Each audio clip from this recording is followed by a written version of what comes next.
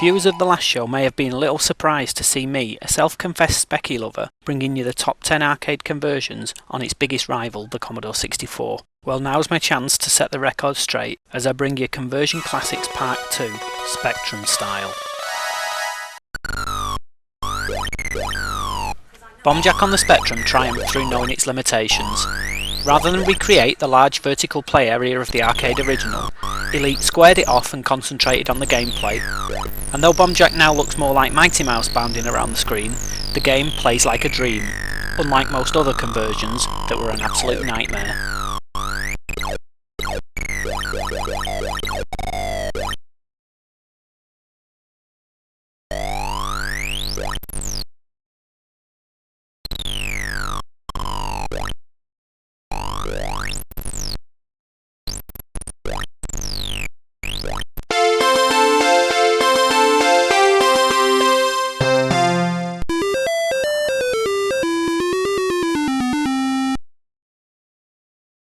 Atari's Paperboy had it all.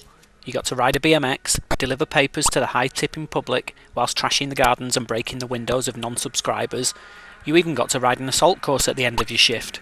And whilst the Spectrum lacked the size and colour of the arcade's graphics and its wacky handlebar controller, Elite amazingly managed to retain the same wonderful gameplay that brought out the vandal in all of us.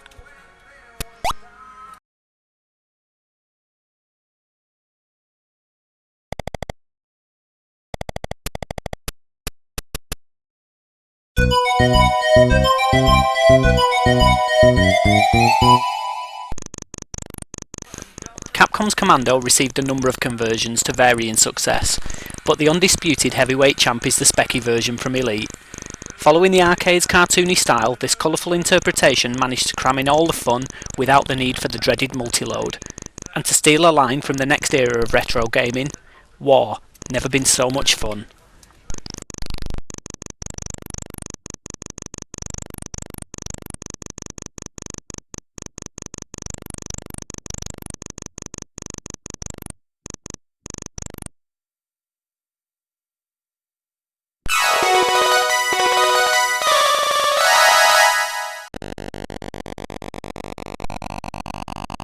Converting Sega's Super Hang-On was an almost impossible task, due to the life-size motorbike that replaced the standard joystick controls, but Electronic Dreams managed to pull off a fantastically authentic conversion, even reproducing the arcade's huge bike graphics and detailed leaning animations, making Super Hang-On the best ever racing conversion on our rubber-keyed friend.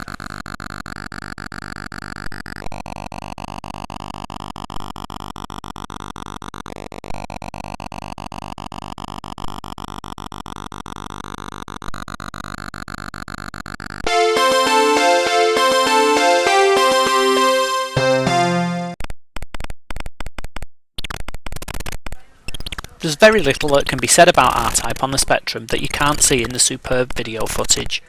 This 8-bit version of Irem's wonderful shooter is so good it's criminal. And though it's often overlooked in favour of the flashier 16-bit versions, Electronic Dreams' effort is an amazing achievement on a machine that really shouldn't be able to do things so well.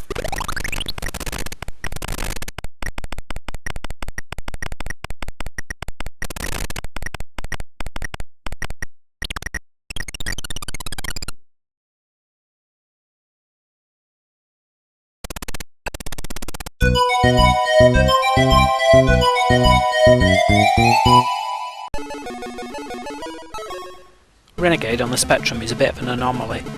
It's a restylized version of a restylized version of an arcade game. The Japanese arcade fighter, Neketsu Kowa Kunio-kun, was a big success in the East, but the version we got in the West looked very different.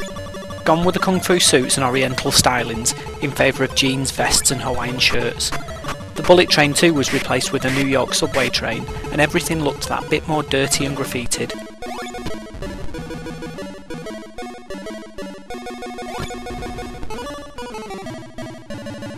The Spectrum took it one step further. The stance and shuffle of the gang members was more sinister, and there was a gritty crunch as a fist smashed into the face or a knee is driven into the groin of an aggressor.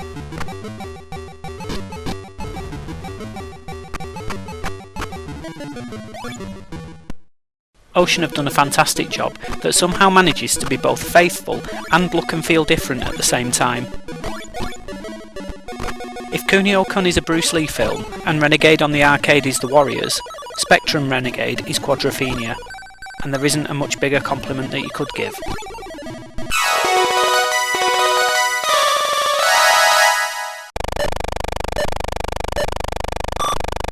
Enduro Racer is another arcade game that used a gimmicky cab to pull in the punters, but to be honest, looking at the poor design of the cabs makes it a wonder that the game actually had any success.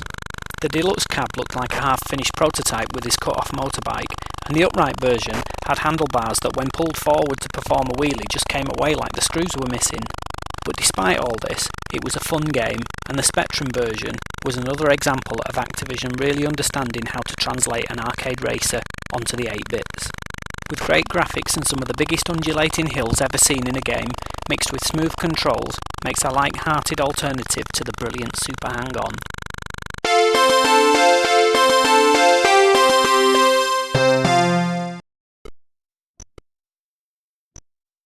Ping-Pong was an inevitable arcade game ever since the 1972 Atari coin-op Pong, but it wasn't until 1985 that Konami finally brought us this extremely playable game. In the UK though, the arcade machine flopped, so many of us didn't even realise that Imagine's 1986 conversion was a conversion at all.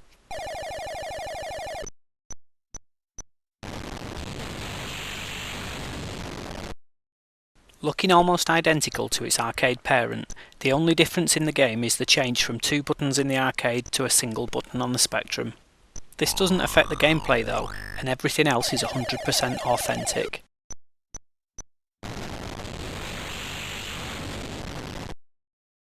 Even after Rockstar's fine but ultimately unfulfilling table tennis for the Wii and Xbox 360, Imagine's Ping-Pong is still the best and purest version of table tennis since Pong.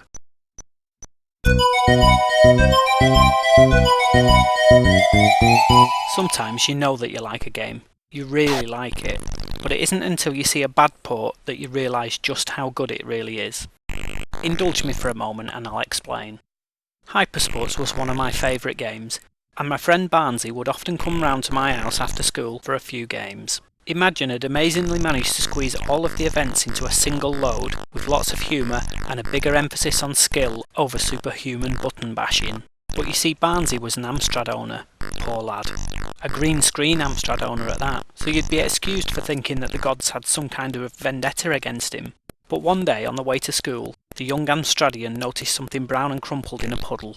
It was only a tenner, and with his new windfall we plotted a plan to skip our final lesson and go to the local game shop. The only game that Barnsey was interested in was Hypersports, so without any dawdling, he handed over his £10, grabbed the game and his £1 5p change, and we rushed back to his house to play it. But it only took a couple of turns to realise that something was wrong. The game was a travesty. This wasn't the same wonderful conversion that us Spectrums got, but the final kick in the teeth for Barnsey? The Spectrum version was also a whole £1 cheaper. So remember all you Commodore and Amstrad naysayers, colour doesn't maketh the game. Especially if you've got a green monitor.